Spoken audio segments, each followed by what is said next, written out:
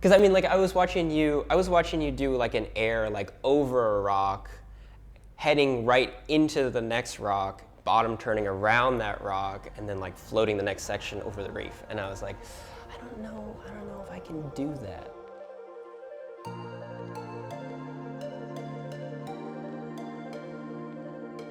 Welcome here. We are in a roundtable forum with two of our top 4 finalists at the 2022 SOMWR PWA Cabo Verde World Cup. Roundtable discussion here with Bernd Roediger, Antoine Martin, and plenty of things to talk about, from gear to their initial impressions of both of their first trip to Cabo Verde. How's that? First trip to Cabo Verde, and they're in the top 4 in this historical event. So I'll turn this to you first, Antoine. I know I've been talking to you about Cabo Verde as long as I've known you. Would love to see you sail here. What are your first impressions of this place compared to what you'd heard about it? Well, first impression, we arrived, it was pretty flat, but we've seen, a couple like tiny swells, and you could already see like the potential of this place. And we're, with Bernd and Morgan, like going around the island, tripping with the guys, And that was just cool because we've seen so many videos from this place that it was almost like a dream, like our dream became reality for real. And we're just recognizing the place, some place on the videos, and it was like a child, dream expectation. Yeah, I would definitely agree with that, where it's like, even though when we first got here, we didn't necessarily score conditions, I felt like everything looked better. There was this rose-colored glasses that we were looking through everything with, because, like you said, we'd been just dreaming about coming here for so long. I mean, we spent hours on the water when there was basically no surf, and we were just so stoked. I mean, we did random little trips to different places on the coastline, around islands. Like, we checked out every little point break that we could find to see where the waves were. Yeah, we've been hitting it pretty hard. You said an important phrase there, Bernd, and that is point break. Yes. And you're one of the Ho'okipa boys by honor. You come from Guadeloupe, you sail there mostly, but you're a Ho'okipa rat, practically born and raised. Now, you probably sailed some point break before. You probably haven't. I mean, Ho'okipa likes to sometimes mask itself like a point break, but what we sail here is almost predominantly point break. And Bernd, what is your approach? Is it different here now that you've fused your dreams into reality and you caught your first wave that evening session at Punta Preta? What did it feel like as you saw that thing roping down the line? Yeah, I think it was kind of a shock to the system to realize that wave sailing could be that. Because like you come from Ho'okipa, which is often so-called the mecca of wave sailing, and for good reason. I mean, it's incredibly consistent, firing north swell, all winter long, and the opportunity for some like really amazing wave sailing. But then you go to a place like Punta Preta and you realize that this is like video game level wave sailing, where the possibilities are seemingly endless.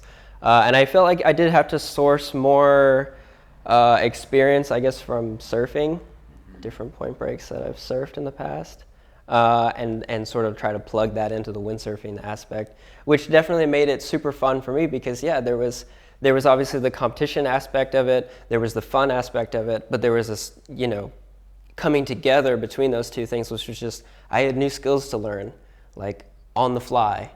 And yeah, that was just super rewarding. Like each heat was super rewarding as, learning and discovering new things that you could do.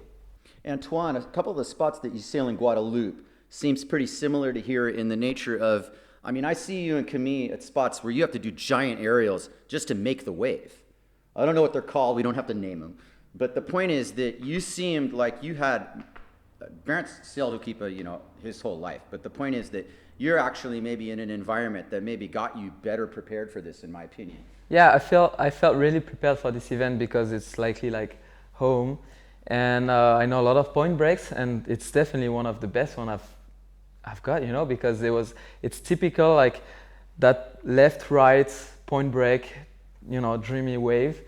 And I felt super comfortable because it's light wind, it was like the trade wind is good, but it's light and quite offshore. So I felt really confident, and that was kind of the good place for me, to show off. What's your approach to Punta Preta? Well, I think it's, it's like those kind of waves that you need to ride quite a lot of time to know exactly what happened in each and every size of the wave. It's the wave doesn't change so much, but just depending on the size of it. So you just want to know every, single part of this wave during the tide and which time of the year. And I think it's a place that you can, as you said, like a skate park, just knowing the skate park pretty well, and then you're just having fun pretty much every day. What do you feel, Bernd? Like your progress through the heats, was this kind of an incremental understanding of the place, or did you get it right away when you first sailed there that night before? Or were you still learning as you go? No, it was definitely daunting. Like I would say, Antoine, like watching you in those beginning heats, especially when the tide was a little funky and it was kind of high and the waves were breaking super close to the rocks and you were having to sort of like bottom turn around these weird sections that seemed to be sucking dry and stuff like that. I was watching you do stuff that I was probably not comfortable doing myself, or at least couldn't picture myself doing the same thing. So yeah, definitely in those first rounds, I was like, because I mean, like I was watching you do like an air like over a rock, heading right into the next rock, bottom turning around that rock, and then like floating the next section over the reef. And I was like, I don't know if I can do that. Rock hopping. I don't know if I can do that. No, it's kind of like I would say experience from other places that I've ride at home. But yeah, it's those kind of point break that when you know exactly what to do, you can really like get really close to the rocks, even turn around like, like around a rock and just hit the next section. But that's when it was small, and then when it gets bigger, it's just obviously that wave show all the full potential of this wave. It's when it's big because it slows down and then you have proper sections, and it's just incredible to watch. Let's go through something that you both made some recent sponsor changes. I'll start with you, Antoine. You are now riding for North Sails and flying the flag, quite prominently there. And from what I understand, I'll let you elaborate, but your sails are a lot lighter now. Well, they use a new technology, which is incredibly light, and I'm super stoked about it. I can't really talk about it because it's not out yet. Those sails are going to come pretty soon on the market, and I'm really excited to have those sails finally out. But it's a matter of time now, and right now I'm just riding them. We have finished the development, so it's pretty much here. It looks like it's made a pretty big difference in the size of your aerials, which are already giant, but you're hanging an extra couple seconds up there, and might not just be the weight. I think it's just the level of confidence that it's giving you. It's pretty noticeable. Yeah, I mean, I went from Nail Pride to something else, and Nail Pride is definitely, a good brand. I felt comfortable with the Nail Pride, and I was scared to go, with someone else. But at the end, it worked out pretty well, and this new technology works, and you can feel it's so much easier for like all the maneuvers. And I mean, I was riding other spots, and in any kind of condition from onshore to side off, I'm just pulling off the moves like super easily. So I think it's like part of the evolution, and I'm really happy to, start the movement. Nice. And Bernd, you have definitely had a couple sponsorships as well, and it's taken some twists and turns. And where I think you find yourself right now is in this very good position with a very exciting brand like Flicka Boards. Hot Sails is not a new brand. They've been in the industry for well over 35 years, and Jeff Henderson making a very lightweight sail as well.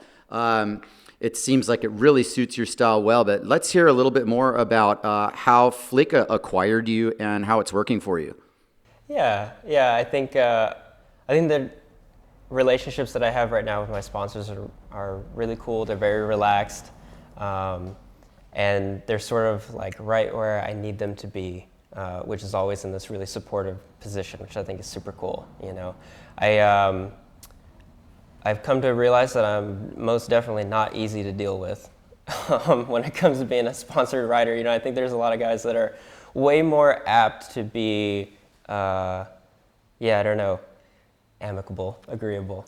And I feel like for a really long time with windsurfing, it was such a tremendous source of passion for me that there was a lot of this unexpressed passion that I felt like just really needed to get out. and I didn't know how to do that with the people that I was working with and the sponsors that I was on and the boards that I was riding. And I didn't really know if I was ever going to do that, especially during the pandemic. And then very randomly, everything just sort of fell into place. I remember I wanted to go and see Jeff Henderson at Hot Sails just because he's been somebody who's, sort of always been there since I started windsurfing. And I just wanted some advice from him. And that sort of developed into a relationship based around sales that started with just somebody who's always had my best interests at heart, which was really cool. And then it just so happens that he makes a 3-batten sail that he designed with Cowley, who is my windsurfing idol, So yeah, it just all sort of fell together. The Flicka boards was the same way. It was like, I thought maybe I would just like make my own boards. I made one with my dad. It was super fun. And I started to get the feeling of having some agency over my own riding. Mm-hmm. And then Flicka contacted me and they said, hey, we like what you're doing. We like your creative spirit. We like the fact that you're riding in a way that is sort of different and is very unique and your own thing. And we want to support that. We want to make you some boards and we're going to send you some. And that has been my relationship with them. They contacted up until you. This point. Yeah, that it's like they saw something in me that they thought was cool, and they just wanted to throw some boards at it. And that's how that relationship got rolling. Once it started, it was, very, very quick to develop into something that I was, super happy with. I thought that their boards were just incredible. I think Luke is an awesome shaper. And I think that, between the two of us, we sort of were able to give each other what the other person hadn't yet had access to. Sure. I hadn't had access to a shaper who was just all ears. And he hadn't had access to a guy who, gets the conditions that I get and is able to ride Hokipa the way that, I have the opportunity to do. And to have it sort of culminate here with a very last minute board shape that came, basically a day before the contest, and to ride it and then to win the single elimination. It's affirmation, I think, that whole development sort of went in the right direction. How much do you have any influence with Luca over board design? Has this been more just you having a theoretical approach to something and he takes your ideology and puts that into a board? You're not talking, specific measurements, but talk to me about the boards you've brought here, the specific volumes and shapes. Yeah.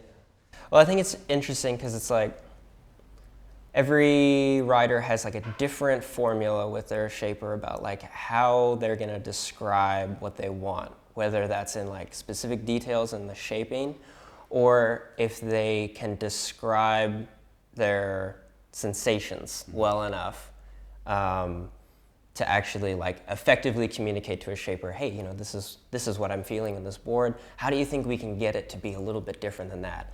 And I've played around with Luca with that formula for a few boards now, where it's like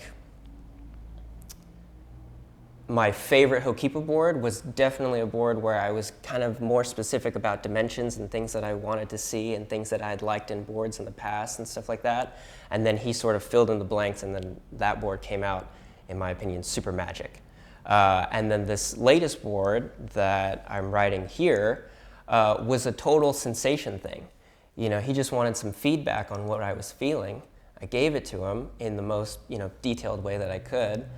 And this is what he produced, which was something that was basically my Hokipa board that I've been riding, but with the wide point just like a little further forward, the tail pulled in just a smidge, and like a few other bottom contour changes, and I got exactly what I needed, So. Can you get any specifics about volumes? I'm sure people at home are really curious about stuff like that. So all my boards are 75 liters. Like I don't quiver in that sense. Like I don't have like different sizes and stuff like that, which I definitely see that as being odd. Like that's not the norm when it comes to people competing and building up their board quivers and stuff like that. It makes sense to have different sizes so that you can be effective in different conditions. But then at the same time, I feel like I've really grown super accustomed to the specific size and that it feels super natural. So when I'm going and traveling and riding different waves for the very first time, the last thing that I have to worry about is whether or not my board feels comfortable. Yeah, I agree. You know, and the nice thing too is like when you're testing like the little minutiae of details with shape, like the constant of size is always there. Having said that, I definitely felt like the final for me was a wake-up call, because I was in a heat with you, Antoine, and Brasinho, and Traversa, and you guys were in a large sense sailing circles around me. You know, I felt like you guys had a much easier time catching waves. Picking waves. Yeah, and I think that board volume had a lot to do with that. I definitely was on a sail size that made it to where I should have been catching waves, Right. but I could have had a bigger board. Sure. Having said that, I was super happy once I got on the wave to have exactly the size board that I wanted. Yeah, you're picking your board based on what it's going to do on the wave, not about the hustle that goes through. Let me throw this to Antoine, because you were in that final too. And let's talk specifically about this situation Bernd's talking about, because it wasn't like you're robbing waves. Listen, it's a final. You're going to hustle. You're going to want to get on the waves. The way Punta Preta works, for you people at home, is that it's a peak that you can backdoor from the outside. You can race into it into the point. In a situation like the final, 1 or 2 or 3 waves in a set, someone might be getting left out of that exchange, but what's happening is you had Bernd, who is close to the peak, close to where a surfer would be sitting. Antoine, Traversa, and Brasinho would go outside and start planing up and then come in, you know, on a full head of steam. It happened to Bernd probably twice, where he was sitting there and had to look upwind to see you speed by the shoulder. It's your wave. You know, that's you know, by definition how it's going to work. But Antoine, you seem like your boards are going lightning fast. So my main question to you is, you can elaborate on your boards and the volumes and whatever as well, please do. But is that part of your approach here, and in general, is speed being an important part of what you look for in a board? I think speed is the main reason of windsurfing. You know, it's like you need speed to go high for the jump. You need speed to do the full rotation maneuvers. You want to put the rail and do a huge spray. You need some speed. You know, it's like all about speed. But you have to find the combination now between speed and flow, and you know, like the way you want to turn the board. So I was like developing those boards with starboard, which are mainly, you know, for wave riding. But I'm traveling around the world, and you know, we can't afford to bring onshore board and side of boards everywhere we go. So I just try to make that board, you know, that could pretty much work everywhere in any kind of conditions. So different volumes? Yeah, I do have different volumes. I have my favorite volume, but I do have like three, 4 volumes. What are they? It's like 82, 85, 88, and I've even a 93 for Zilt. It's all custom for the moment, but that's, you know, that's the way we start to make the production boards better. And from those sizes, you know, I pick up the ones that I consider the best for depending on the wind. And for the entire time of my run, the last day of the first single elimination, I was with my favorite board. I mean, they're all the same, but with my favorite volume. It's all about the volume. And that one was what? That was 85. 85 is your favorite one. Well, I love the 82 a lot too, but it's like on some conditions when you have to compete, then you cannot afford to be stuck on the, you know, on the outside of the peak. So I decided to go a little bit bigger, which was good for the areas, maybe a bit more difficult for the turns. Mm-hmm. But sometimes you have to make adjustments, you know, on how do you want to, you know, show off. Yeah, maybe. Well, you broke your board, right? Yeah, and then I broke my board and ended up doing the final with my small board. Yeah. And then I kind of mismanaged also my, my priority stuff with the guys. It's been really difficult, like the final for me, but at the end I had such an amazing day. Like, you know, that run was just like the perfect run all the way to the final. So that's why I'm not sad about it, you know. And now I'm in fourth place, behind those guys. And it's like, I would say it's also a nice position to be, for the double, because I would say I'm the wolf, like hunting the shit, Yeah. But, you're the hunter and the hunted. yeah.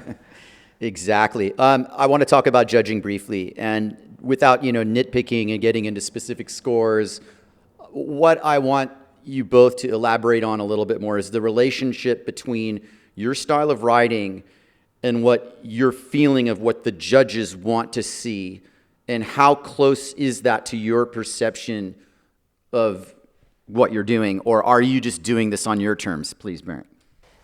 That's actually super interesting, because I think that, especially on the first day, first day competition in wave sailing is all about trying to figure out what the judges like to see and what they're giving scores to, because it's like you watch heats that are rolling through ahead of yours, and you're like, okay, well, those guys advanced, they got X score, why? Was it their big air? Was it a turn that they did? Was it just purely wave selection? What was it? Was it length of ride? And I think that in Cabo Verde, again, we're talking about a point break. We're talking about a wave that is like, when it's good, it's like near perfection, So it's a combination of all of those elements put together, in terms of your flow, in terms of how you connect the air, the turns, the finishing maneuver, how far down the reef you made it, and then what size wave you caught. I think that in Hokipa, you can get away a little bit more with just going for like the one big turn or like the one big closeout maneuver or whatever, and that will get you the score. But here at Puerto Preta, it seemed like if you wanted a really good score, you had to ride it nearly perfect. You had to read it in a way that showed that you had some mastery when it came to wave riding and wave knowledge and visualizing where you wanted to be, not just in the turn that you were in, but in the next two turns that you were going to be in, without looking like you were rushing through the wave. And that play with timing where you're both present but also sort of looking ahead, I think was what ended up giving people really good scores when they got them. Reading the wave. Yeah, exactly. And it's funny, Paul Karolitis, our videographer. And he was predicting things you were doing. Yeah, he's like basically like my filmer / like onboard coach, I think he likes to think. He's seen you sail a lot, obviously. But he told me, and Jake as well, he was like, you have to catch the big wave, ride it well, and do a big move at the end. Then you'll win. And I was like, oh, okay, thanks, Paul. But Do you agree with that, Antoine? True. Well, I think it's been really difficult to figure out what the judges really wanted to have, because especially on that small days, like some wave you couldn't afford anything else than just doing for aerials, because it was so close from the reef that it was basically like bottom turn aerial, and like super fast run, and then you had some waves where you could do like two turns, but then there's not much happening then. So it was really difficult, I think, to actually know what the judges wanted for. Like for me personally, like I really enjoyed watching people who did like a deliberate break in speed and then recovered. Like doing some kind of maneuver, or even just like a really nice clean turn that was sort of like a down carve, finished out turn that threw buckets but also sort of redirected the board, and then recovering from that and actually being able to continue down the line with enough speed to make the section and then get another like big turn or big air or whatever. Like that to me was the most impressive thing to see at Punta Preta, because again, that wave is just firing down the reef so fast, and your first inclination is just to tap it like as many times as possible with as much speed as you can muster. And then you realize that you got down to the end of the wave and you didn't really do anything of like much consequence. And that was something that I had to break myself of and really think about, like, okay, one turn at a time type of thing. Wasn't that more of a wave selection thing, which brings that into play too, because different waves at Punta Preta are going to do different things. You know, the wave you're describing sounds almost like one of those first waves of the set situations, you know, like, whereas the one that might have broken a little deeper up the point might have given you the better opening air, but wouldn't have run all the way to the shore break. And so that, again, you know, you're on a wave, you must be asking yourself, okay, how am I going to ride it? But how should I ride it? Because you're in a heat. Yeah, and some wave, I think some people ride their waves like the best possible way you could ride the wave. Like there were no other way to ride the wave sometimes, and didn't get the scores just because the wave didn't deliver like the right things to do. And I felt that was really interesting to watch, but also scary though, because if you're not on the right wave, then you would just be, that would be a nonsense and keep going like this. I mean, wave selection then obviously for both of you, and clearly is a super important factor. Bernd, your bread and butter in the final was that 8.12 that connected several sections, and you waited patiently for it. And I mean, it really did pretty much kind of, that had your name on it from the beginning.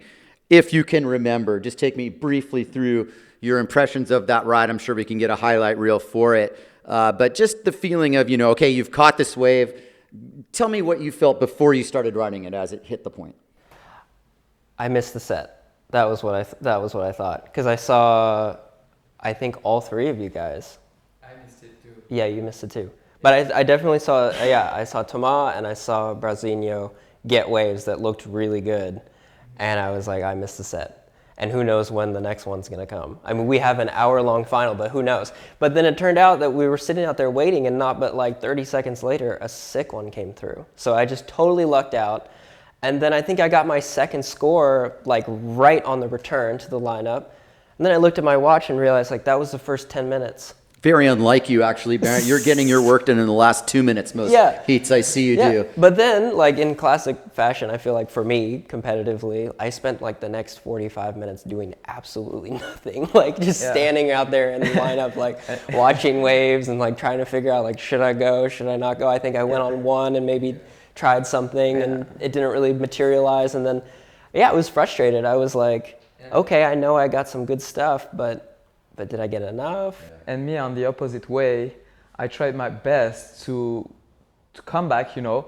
I was trying different moves, you probably saw like the 1 foot aerial and stuff like that, but just when the wave doesn't, you know, it's not enough big, you can sometimes, you know, you can't get the scores any way. Like anything you do, it's like you're not gonna make the score unless you have this big wave. So I was just struggling, like getting back to the, you know, wind potential. And then I was just running after the waves, waiting for that wave that never came. I gotta say that your 1-footed aerial reminded me that we gotta talk about the stoke of Josh Angulo when he grabbed the mic and started announcing for this finals. And like, you know, like his tone and everything, I felt like just totally changed the event from being something that was just running to like an event that was actually So let me get this straight. Out in the final, you could hear Josh on the mic. Oh yeah, for sure. Yeah, for sure. That was super exciting to hear that. Yeah, like when I did my goiter, he was like, Bernd Roediger, oh my gosh, you know, and you know how he gets all like loud and husky and barky and he gets so excited, you know. And then I think even when you did your aerial back loop, he was like, thank you, Antoine, for doing that. And Obrigado, Antoine. Yeah, I thought that was super cool because it is true. It's like you as a windsurfer, you do stuff that we should all be like pretty grateful for because you're innovating, you're expressing, you're doing cool stuff, and you're taking risks. Yeah, it's like, I mean, that's the most difficult part in competition. It's like there's the public, and what gives us the adrenaline is to hear the public like, you know, shout loud and cheers at us, you know. And there's this thing where you want to win the event, so you gotta go for like some moves that's gonna make sure to land them, but also you just want to try different stuff just so it doesn't get boring all the time, you know, because if we do the same thing over and over, what's fun on that day? So that's why, you know, I was like, and Bernd did it quite well, so with this freaking like air taka full rotation, air taka, and as Kai called it, a taka thing. a taka thing, the taka Thing. flicka thing. You know? We also have to appreciate Kai too, because like that's during the event, but then after the event, when you go home and you like see the clips that come out on the internet and stuff like that, and it's Kai's commentary on the background, it's like that's the motivation to then go the next day. Yeah. Thank you. Out there and be like, okay, we're doing this. You guys are living up to the hype, believe me. You're making my job easy. But in the past we used to do like super session quite a lot in jumping spots like Pozo, but I would love that we try something like this here, a super session just for the surfing. Definitely. Surfing events.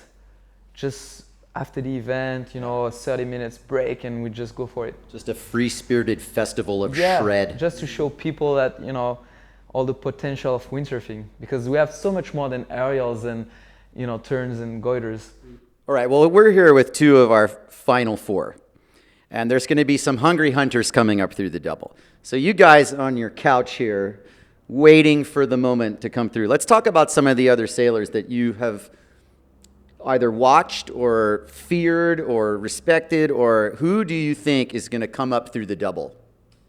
I mean, the first name that comes to mind for sure is Takuma Sugi. Sugi. I mean, I had him in every heat in that second day, and it was incredibly challenging to negotiate the lineup with him because he was like super on it, very keen in terms of reading sets and also reading priority and stuff like that. And then it's like if you let him get into a great wave, he got an amazing score. So I would say, that's a huge threat that I felt. You didn't see him get the result that he wanted, but that doesn't mean that he can't come back and get it in the double. I don't know. What do you think, Antoine? Yeah, well, I thought like everyone was sailing so well during this event. I think the level was compact, like from the first round to the final, like any hits could be a threat, I was definitely expecting, the top three in front of me to be on that position. I think there's many guys, like he said, Takuma was just sailing amazingly, especially from him, like he was just on it. Every ways he was doing the right stuff. And like he has his teammate Takara, which is as good as Takuma, but Takuma was just on another level because in competition mode, he was just more focused than Takara.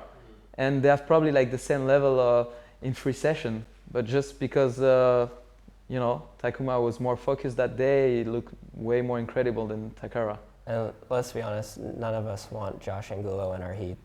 That's the experience of catching waves. I was going to bring up Josh, and there are a few more.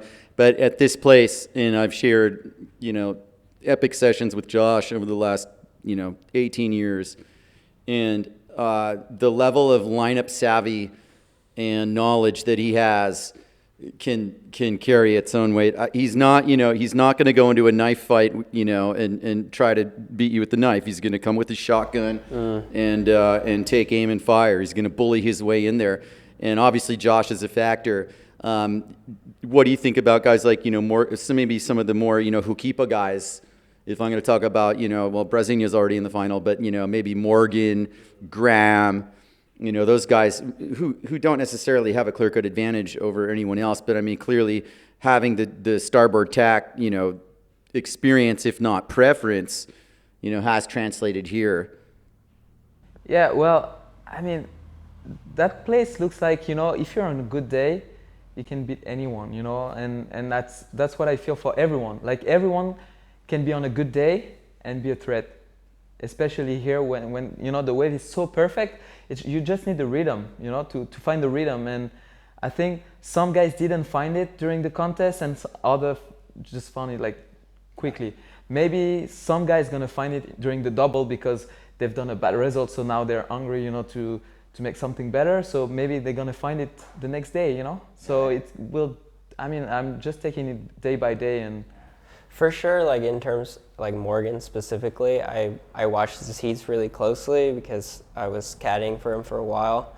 And yeah, like you could definitely see that the riding and everything was there, the sets didn't go his way in the heat that he lost, and if it had, you know, who knows, results could be very different. Let's talk about Camille, you know. Exactly. Camille is definitely one of the guy, you know, and he just lost, what, second round? Yeah, and it's like if he gets the right section and does and he lost second round, so it wasn't just, it wasn't his day, but he's one of the guy that could easily win this event. You make a really good point, is that Punta Preta in a way decides this too.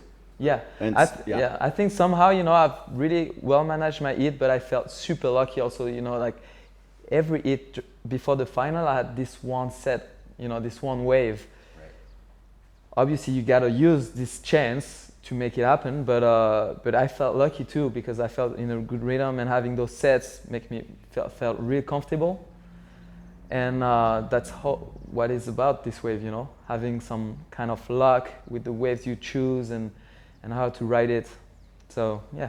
I mean, even within the sphere that you're competing in a heats, please tell me that you guys were having fun. Oh, dude. I mean, there's waves where it was like... I think we almost wanted to take a break from the contest just to ride more waves, you know? I saw you in the way in between. You just kept sailing. Yeah, I was kept sailing, like, everyone was... Is that when you broke your board in between heats? When you did that giant air? I did like you did the biggest air and broke his board. And just break the board at the reception. It's like, those boards like really good, but this air was just too gnarly for this board. But yeah, I think we all agree on that wave's just too fun for us. Well, we got the second round coming up. We do have a forecast in the pocket. That storm is churning in the North Atlantic right now.